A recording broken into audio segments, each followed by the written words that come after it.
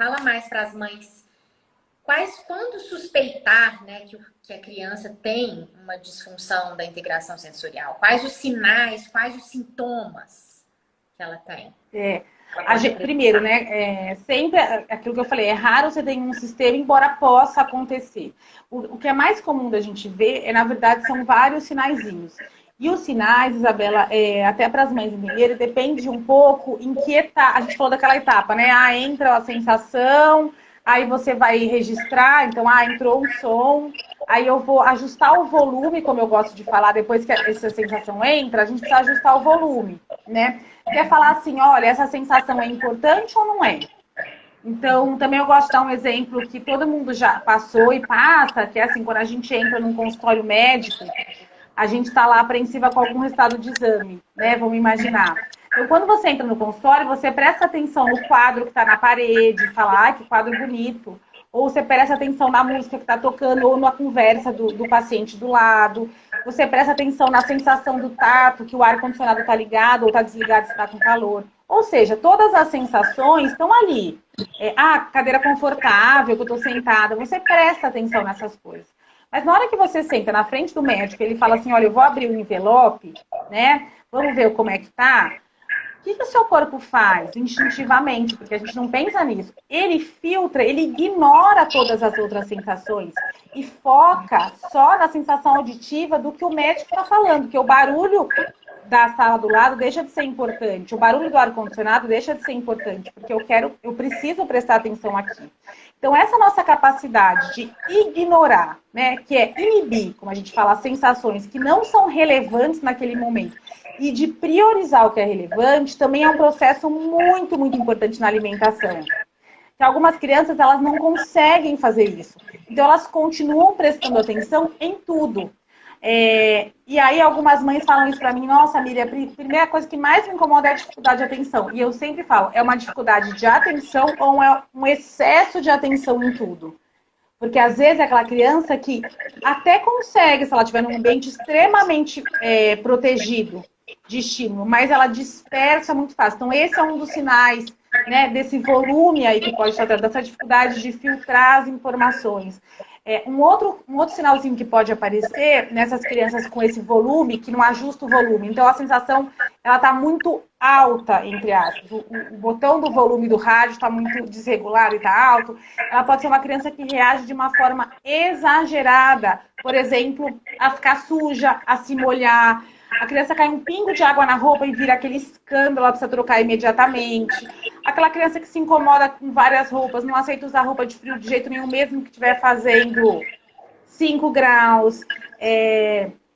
Criança que é muito difícil para a mãe e pai conseguirem escovar o dente, para pentear o cabelo, para lavar o cabelo, lavar o rosto. Já imaginando uma criança que já está numa fase maiorzinha, que já aceitaria.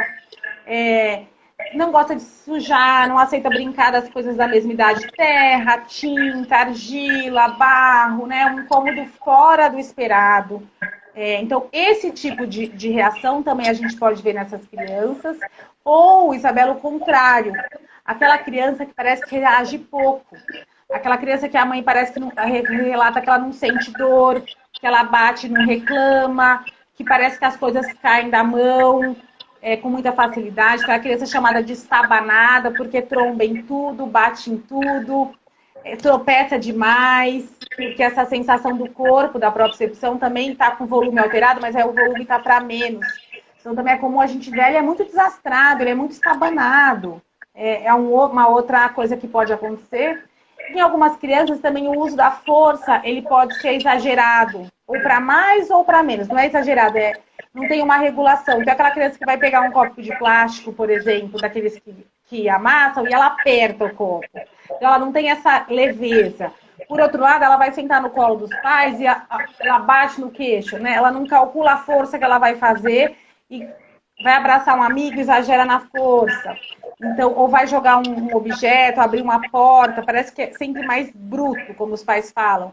É isso, essa dificuldade de graduar a força pode ser um outro sinal de alerta, né, também dessas crianças. Eu acho que são comuns. E aí a gente vai poder ter dificuldades até de aprendizado, né, da criança que tem dificuldade de pular, de correr. de fazer tarefas de coordenação motora, que a gente fala dos dois lados do corpo, como andar de bicicleta. Então, esses também podem ser sinais, se os pais percebem, né, que, olha, tá tentando, mas tá realmente muito difícil. E a gente ainda tem uma dificuldade alimentar aqui. Então, são sinais que os pais também podem olhar nessa criança. Atraso dos marcos motores é também um sinal, né? Porque essa criança pode ter atraso lá para engatinhar, para andar, para correr, para pular, para esses marcos motores mais clássicos também. Entendi. Então pode ser manifestações bem... Então, é muito amplo, né? Muito amplo. Muito e amplo. É por isso, exatamente, Isabela, por isso que às vezes é difícil para os pais encaixarem que uma coisa está ligada à outra. Né? Eu falo que geralmente na avaliação inicial, quando a gente senta para conversar e vai explicar que o fato da criança ter uma dificuldade de equilíbrio é a mesma coisa da dificuldade alimentar, eu falo assim, opa, mas sempre teve dificuldade de equilíbrio, né? A gente sempre percebeu. Às vezes tem crianças que quando a gente vai fazer a historinha, é aquela criança que chorou muito. Sim, eu sou mãe, né? Todo bebê chora muito. Então é difícil. Aí o que acontece geralmente? A gente vê, por exemplo, essa mãe teve 2, 3 filhos, que ela fala, não, Miriam, hoje eu entendo que é chorar muito. O Lucas, quando era pequeno, acordava 60 vezes à noite. Hoje o Matheus acorda 3, 4. Então, hoje eu entendo que é acordar a noite inteira. Porque aquela criança que também demora, né? Como ela é muito reativa, como a gente falou, ao tato, são crianças que às vezes demoram muito para adormecer e adormecem e acordam muito rapidamente. Então, esses vários sinaizinhos que são muito diferentes, né? São muito várias áreas, como você falou, é difícil para os pais entenderem.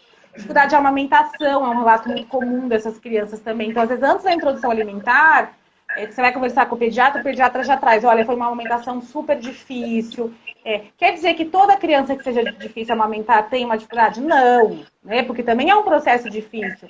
Mesma coisa em relação ao sono. Mas são sinais que a gente tem, que quando somado, a gente precisa olhar para essas questões sensoriais. Muitas mães podem ter se identificado com alguma coisa ou outra, mas assim, é um contínuo, assim, quando saber que realmente é uma disfunção, assim, entende? Bom, primeiro assim, os pais... Quando tá, assim, eu sei que você falou todos os sintomas e tal, sim, mas nem sempre tem todos, né? É quando tá causando um prejuízo aí, que se considera uma disfunção? Perfeito, Isabela, perfeito. Tem que ter um prejuízo. Eu falo muito isso, a criança não gosta... Recentemente, a criança não gosta de brincar de tinta. E aí eu falei, tá, e qual o problema? Assim, pode ser. Na escola ela pode usar pincel?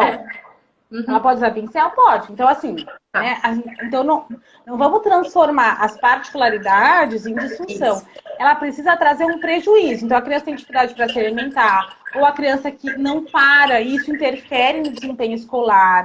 A criança que também, assim, é muito irritadiça, e esses pais percebem, já passou com o psicólogo levantou, tá tudo bem, mas a gente recebe muito encaminhamento, por exemplo, de psicólogo dessas crianças. Psicólogos infantis olham e falam, olha, tem mais alguma coisa aqui, é uma dificuldade de autorregulação, de fato. Então, precisa interferir, precisa ter um impacto funcional, como a gente fala, para alguma tarefa da rotina ou para algum comportamento, algum prejuízo. Né? Porque senão não é toda criança que não gosta de se sujar ou que não gosta de comer carne que precisa se tratar. Né? Então, precisa também cuidado com a lente de aumento. Sim. E o diagnóstico é confundido com o transtorno de déficit de atenção e hiperatividade? Eles podem estar também associados? Eles podem estar associados, né? Mas ele não deve ser confundido. O transtorno de déficit de atenção e hiperatividade, ele pode estar associado com a disfunção de integração, mas ele precisa ser olhado, né, como exatamente. Aí você vai ter um tratamento muito específico também.